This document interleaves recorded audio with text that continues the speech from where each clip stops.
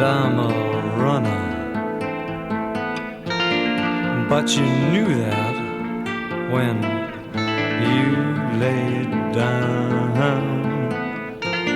I'm a picture of ugly stories. Well, hello, pipe smokers. It's the Spaceman, and I'm landed in your area to smoke or try out a new blend of pipe tobacco.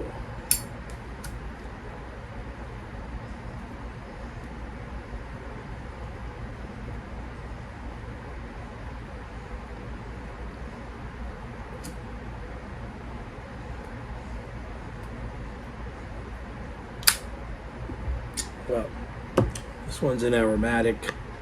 Obviously, you know what it is if you looked at the header when you clicked on the video.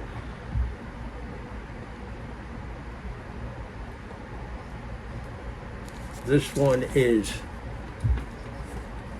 Black Brigadier Alamo.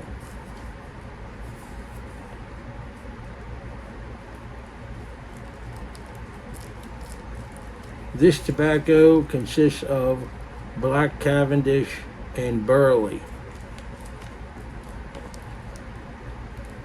It is blended by Russ Ouellette, manufactured by Pipes and Cigars. It has the flavorings of coffee and nougat. Two of my favorite things right there. Chocolate and coffee, right? On the char light, let's get like a little bit of a light cocoa flavor.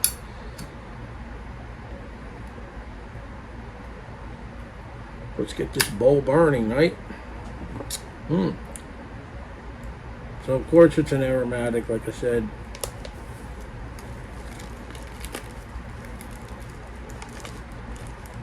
It's a coarse cut.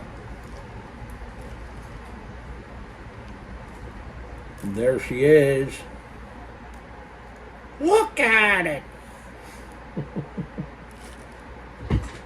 That's the last time I'm going to do that. I got it right that time. I always just say, look at it. That's nice. Look at that. Look at that. Look at it. Just look at it. That's nice.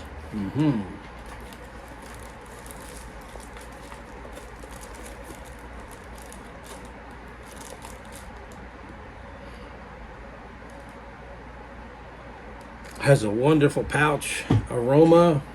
The pouch note is nougat and coffee, just like it says.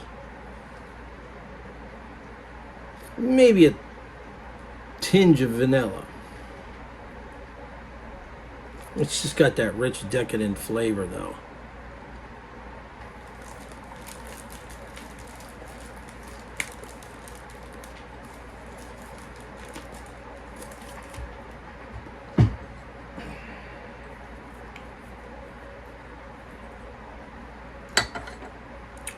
Didn't dry it out.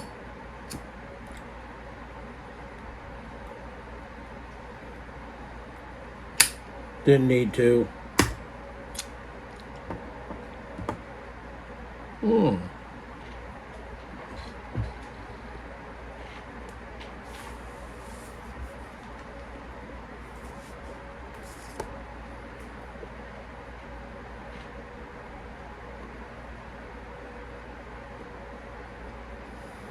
Not bad.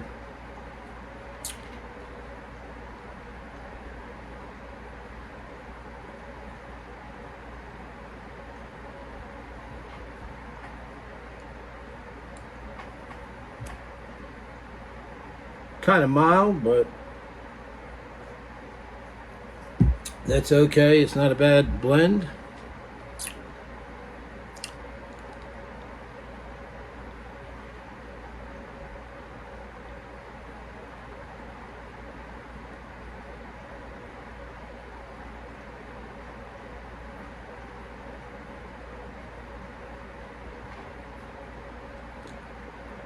Nice little cocoa flavor going on.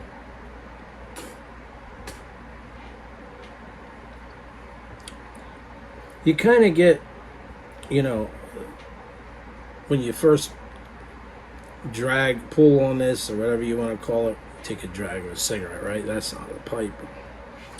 But when you first draw on the pipe, you kind of get like a nougat, and then right on the end of the finish or whatever, you get like a coffee, a little slight coffee flavor.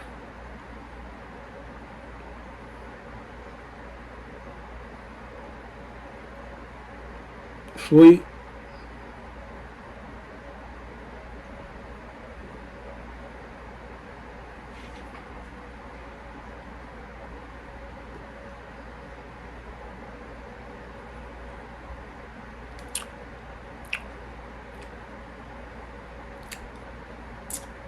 I can sense that you don't want to chooch on this one too hard, because you're probably going to get tongue bite on this one. My pipe's starting to get a little warm already, but well, that's what happens with aromatics, right? But this is a fairly decent blend.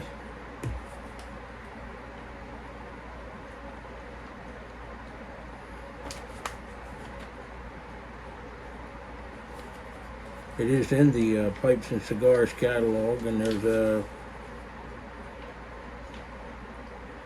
course, they have a variety of other flavors as well. The Brigadier Black, here they are right here. It comes in an 8-ounce can, or this little itchy bitchy 1.5-ounce pouch here. Nice artwork on there. The label comes off real easily. You want to stick it on a jar and jar it up. This says on the back, manufactured by Sutliff Tobacco Company, Richmond, Virginia. On Tobacco Reviews, it says it's manufactured by Pipes and Cigars. So I don't know which one of these is like behind here. I know Tobacco Reviews was shut down for a while for maintenance. I don't know how much stuff they really updated. It doesn't appear that they've updated everything, because I've been looking at their site, and they've got some blends still listed as available that have been long gone. So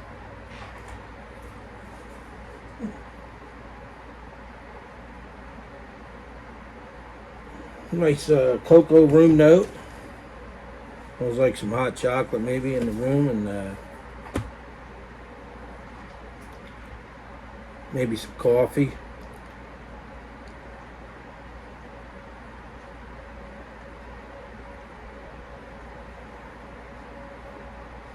So they've got other blends, you know.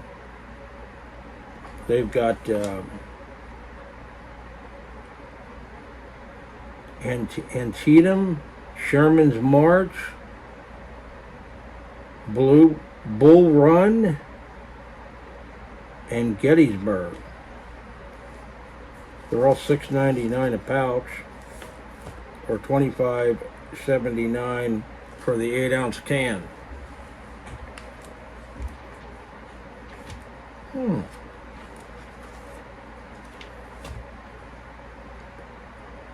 Progressing down the pipe here, it's gotten quite a bit more tasty.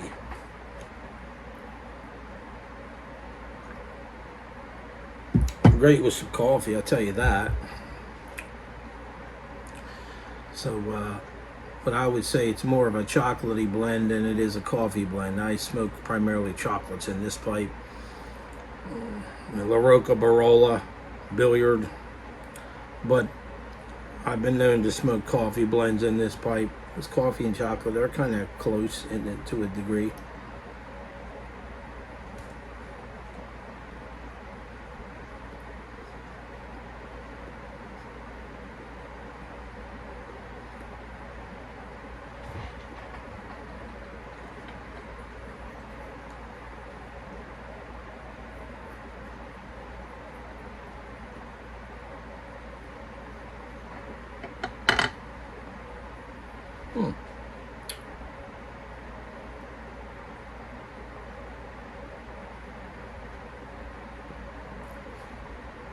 if you sip this really slowly and just let it come in right on the tip of your tongue and taste it, it's pretty good.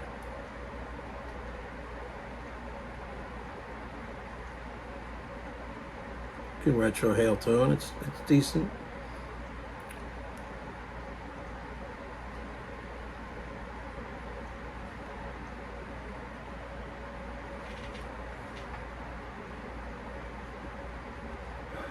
Not a bad little blend. I mean, I wouldn't rate it real high. On a scale from 1 to 10, I'd probably give it about a 3 or 4. It's not like, anything to write home over. But it's a decent chocolate blend. You want to get up in the morning and have some with your coffee, it's not bad.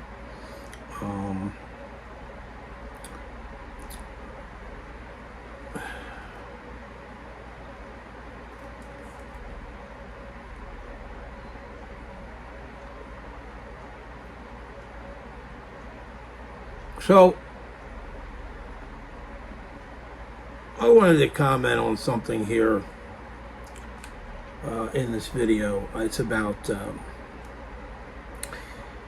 as you know, I'm a Christian, and I always wondered about the different denominations of churches where they formed from taking from certain areas of the Bible, and they formed different, of course, denominations. Like, the Catholic was the first one, I imagine, I think. The Vulgate was before that, the Bible. That was translated into the Catholic Bible, then the Vulgate. Then before that was the Septuagint, and the ancient Hebrew scriptures were the first ones, right? Now, this is a question that's been asked like a lot over the years. How do I know? There's all these different denominations of churches. There's Presbyterian, there's Methodist, there's Pentecostal, there's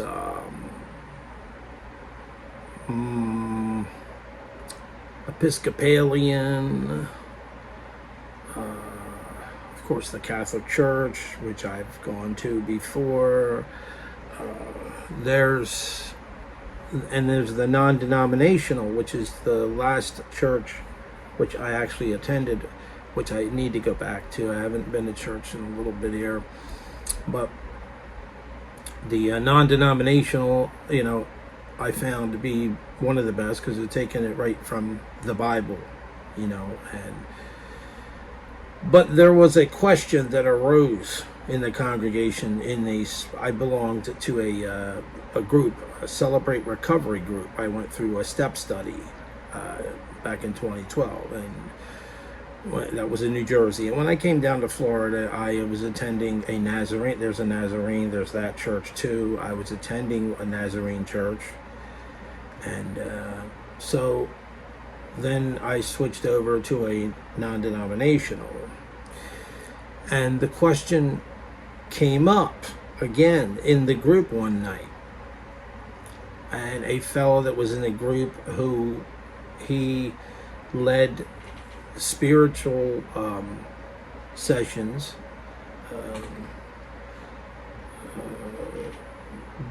delivery services, deliverance, they call it. It's a service or a sermon, or not a sermon. I'm trying to think of the word for it. It was a deliverance service is what it was. But there's another word, I can't think of what it was. But anyway, he participated in spiritual deliverance at particular services, which I was at one of them, and I've been through deliverance a few different times in my life. And so the question was answered actually by him. They asked him, and he was, supposedly he was anointed, and he said he asked God that question, and the Holy Spirit answered him, or God himself, or the Holy Spirit, however God answered him through the Holy Spirit, I would imagine, and as how he was answered, or directly from God. The answer was that he prayed and asked God which denomination is the right denomination. The answer that came back was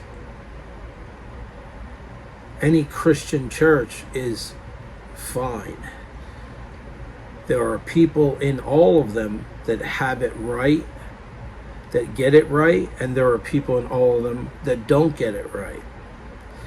So it really doesn't matter what, denomination church you go to. Any Christian denomination is just as good as the others. It's to find the one that suits you, that you like. Also, I might add,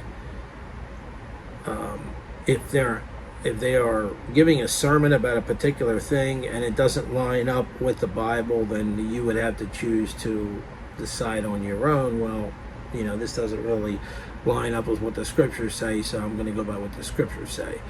But all in all, the answer was, in all of these different churches, some get it right and some don't have it right. So that sounds about right. And I don't look upon any, there's Baptists. I forgot to mention Baptist. Throughout my life, since I was 12 years old, the very first church I went to was a Methodist church. Actually, it was before I was 12. I was about 7 or 8.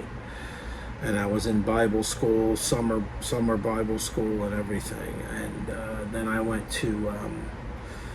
Then when I was about 12, I started going to the Baptist church, a Southern Baptist church.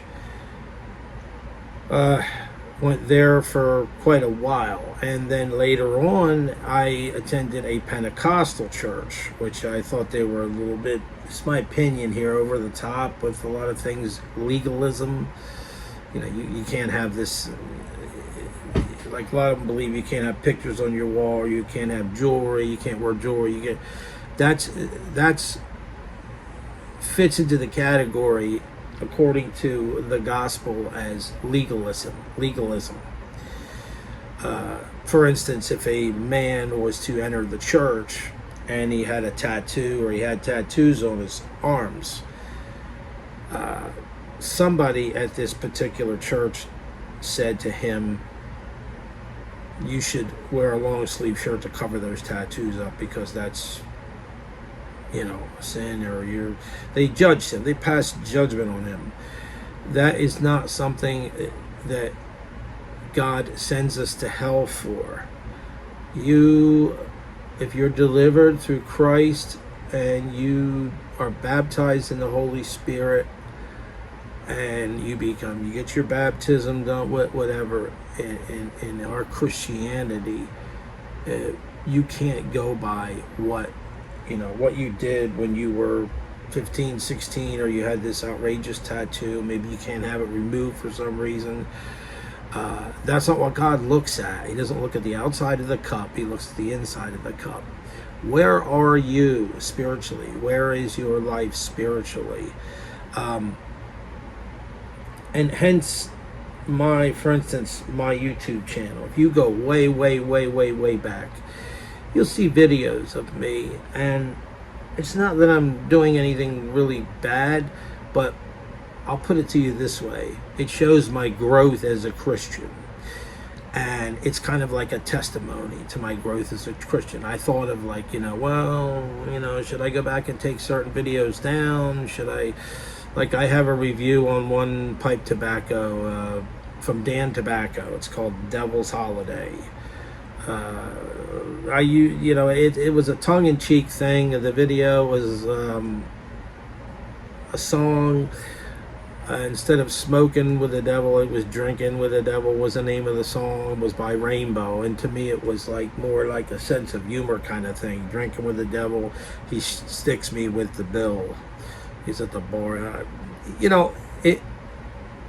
I did it on Halloween. And I thought about it, and I said, "Look, this isn't going anywhere. This is not where my heart is."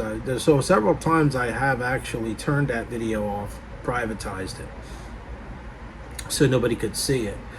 And then I kind of clicked back on because I liked the review, and I thought, well, take for instance Alice Cooper. Okay, Alice Cooper during his career as a shock rocker, he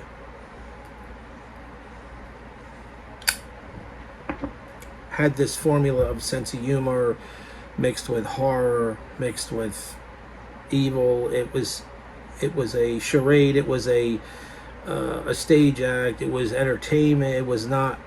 But this is before he was a Christian. So years later, yes, he became born again. The Last Temptation of Alice Cooper on his one album. I have it. And so he has not gone back and gotten rid of his back catalog of albums where he did this kind of material.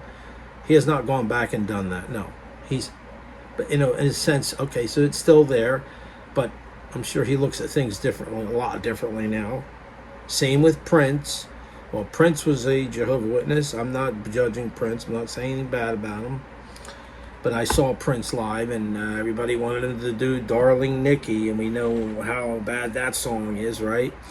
He wouldn't do it. He said, well, you guys know I can't do that song anymore. I saw him live in Atlantic City, and that's what he said. It was in 98. So it stands as a testament to his growth as a Christian.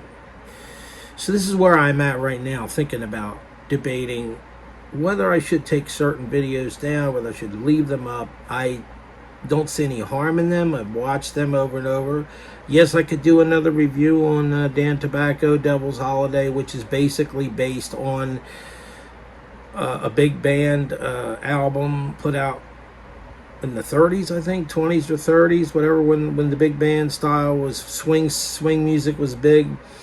And it's kind of like a joke thing, like Satan takes a holiday, Devil's Holiday. My father used to tell me about it. He said, you ever hear a song? Because I became overly concerned about the music I was listening to at one time in my 20s now. So the way I approach it is, first of all, I don't obsess and listen to music all the time, like, where it's got elements of that in it. But this is something I've constantly been confronted with all my life throughout my Christianity. And I don't spend that much time anymore listening to music like that, but I do have it in my collection, and I kind of look at it like if a song comes on, I don't like the song, I skip over it. But just that song being there on that CD is not, I don't look at it as being a problem. Why am I talking about this? Well, recently, a pastor friend of mine, he keeps bringing up the issue of secular music. It's rock and roll. I like rock and roll. I don't know what to tell you. I don't know what to tell anybody. I don't see a problem with it. I prayed about it. I really don't see a problem with it. As long as you don't become overly obsessed with what's being sung about and you start to want to live that lifestyle. Now, if a song comes on and it's really, really foul, you shut it. I don't really have, most of my music is not like that.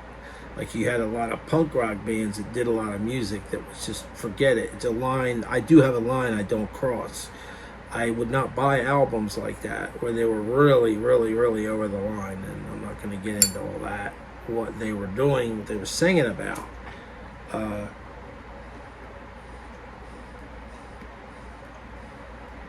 I don't listen to all this stuff out now, the gangster rap.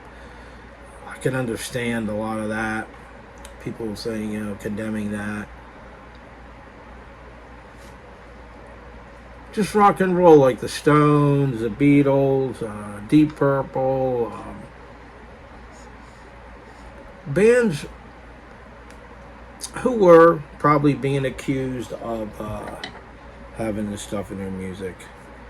And they do sometimes, yeah, they do. You'll cross that path, and you're going to cross that path, but they don't care whatever you get into. Whether you get into sports on TV, you don't know, like if you watch certain movies, they could be good movies. You don't know what those actors and what those musicians in certain bands that you listen to are involved in their personal life. You might think it's safe. You might say, well, it's safe for me to listen to such and such person's music, because I don't hear anything in the music that's I've discerned as being in that realm. It doesn't matter.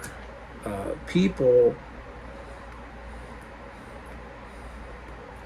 in their personal life, they may be doing something you don't support, you don't believe in. To me, that's not why I'm listening to it. I'm listening to it to enjoy their art, whatever they created. Well, you can go wherever you want to with that. That's fine. It's all personal. It all has to do with your personal relationship with Christ. If Christ gives me a feeling like, no, I don't think you should be listening to that, then I won't listen to it. But to be honest with you, I've had no problems with that kind of stuff.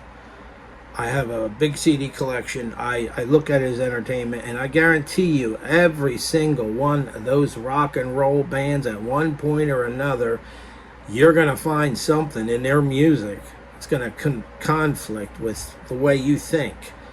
Like bands that will sing about, like, even Rush has a song, Clockwork Angels, where they don't believe in any paranormal entities or God, or in this music, they say the watch winder, he winds the watch up and lets it go. And that's how life goes. That's about what the song is about. Watchmaker, right? And they look at life in that sense, where there's no relative entity like God who's doing all this. It's the watch is wound up, let go, and wherever we end up, we end up. Now, I don't believe that way, obviously, but I still like Rush, and I still like their music. I just look at it like art. You can have an artist, you could have an artist paints pictures, sign their name to the pictures. You don't know anything about this artist. They don't have any publicity on them. Maybe they have no press on them. You don't know what this artist does in their personal life. They could be a devil worshiper. They could be practicing witchcraft. But you like some painting they painted. It doesn't depict anything like that. It's just a painting. It's a personal thing. And maybe they're personally not a Christian. Maybe they're a pagan. I don't know. But at the end of the day, it's what's in our hearts. It's where it takes us. Where does it take us? So that's how I look at it. But there's some people who I just don't listen to musically, because every single song they sing about, it just turns my stomach. And I won't listen to people like that. I won't listen to them. And mostly what attracts me to their music is the music, not necessarily what they're singing about. Now, I have Christian music too, and it's very good to listen to Christian music. I have Christian rock. I have Hill Songs, I think it is. I have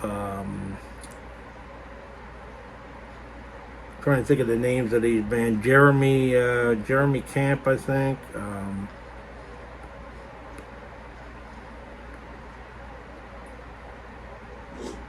trying to think of their names.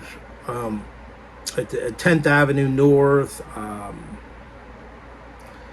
Bands like that, Christian rock. I do have that.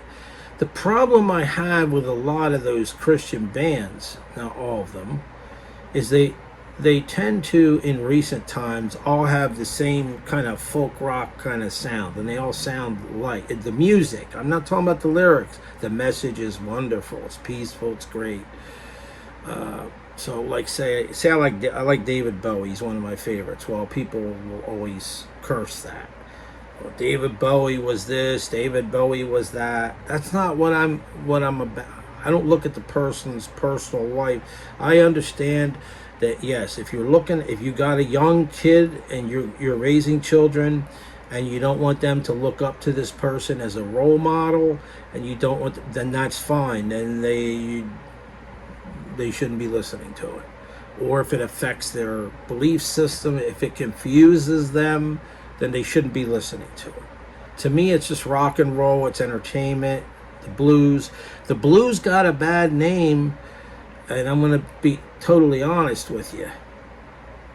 They called it the devil's music originally because they were black people writing it, and there was a lot of people who did not like them because they were black. They were racists, did not like them, so they called it the devil's music, right? They did put the devil in there at times, the old blues guys, yeah, because they were fighting against an evil force.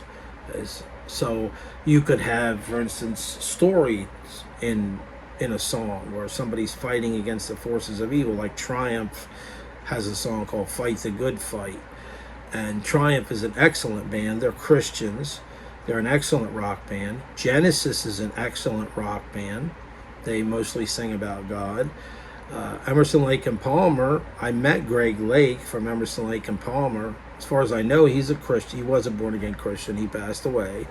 So, yes, you can find rock bands that are not, really, they're more subtle, or just, they present more of a light. They present light, not darkness. But there are albums I like, and a lot of people would say, oh, you shouldn't be listening to that.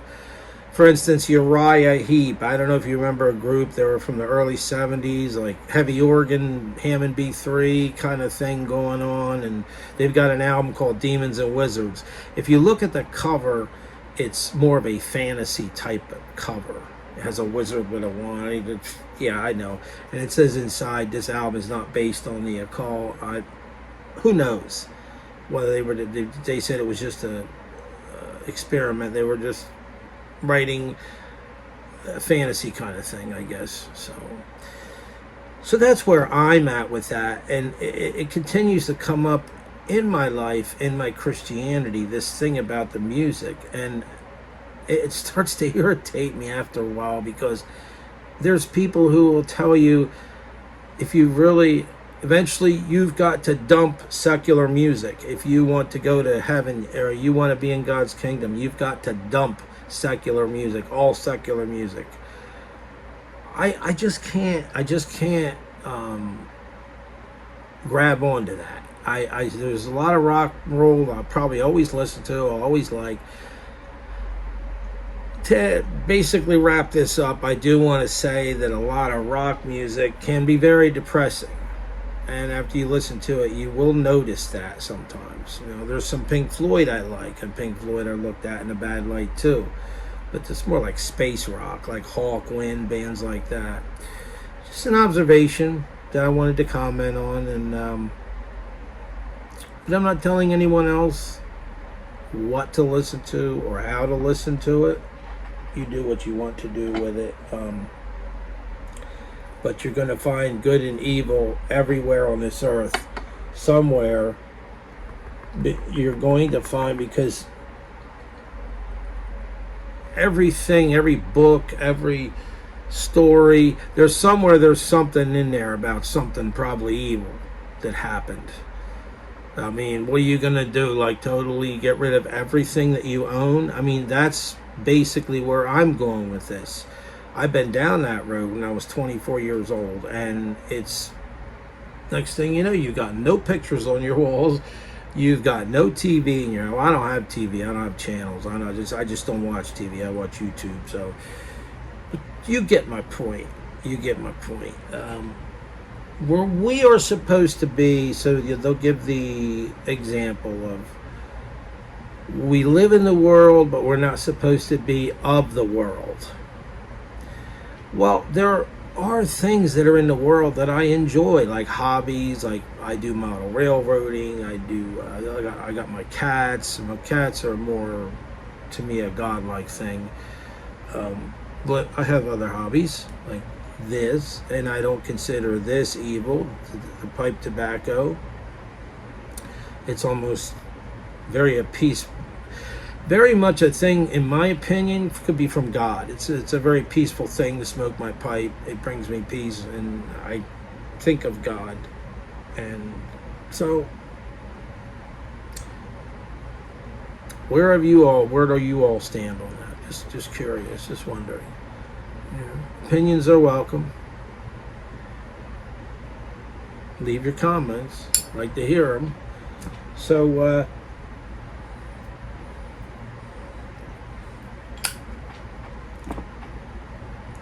not a big aromatic smoker, getting back to this tobacco, but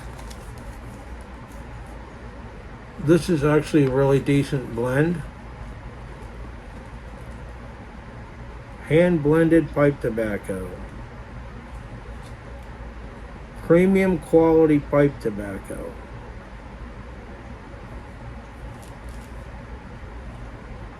Good stuff. Black Brigadier, Alamo. On a scale from 1 to 10, on aromatics, I kind of rate aromatics a little different than non-aromatics. I mean, on an aromatic level, I'm going to put this around a 4. I think I'm at this point. It's gotten a lot more flavorful since the tobacco has burned down through the bowl. I'm going to put it, give it a 4 or 5. 4.5. I'll give it a 4.5. On a scale from 1 to 10, that is.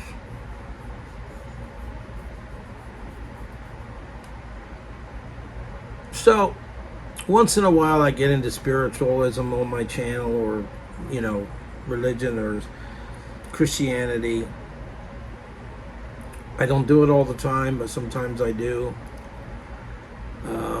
You have to remember that there's a reason in the Bible why it says,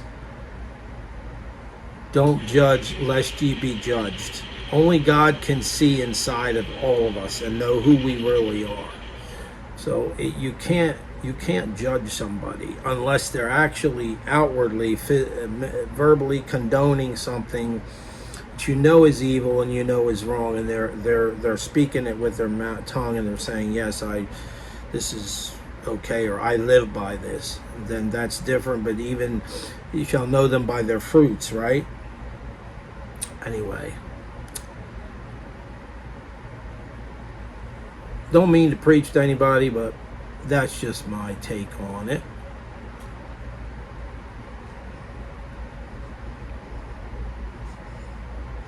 And I'm going to scoot out of here and enjoy the rest of this bowl of Alamo. And I shall see all of you in the next video around the next corner. See y'all later. Step into the street by sundown. Step into your last goodbye. You're a target just by living. $20 will make you die. I'll wear lace and I wear black leather. My hands are lightning up on my gun. My shots are clean, my shots are final. My shots are deadly, and when it's done, You're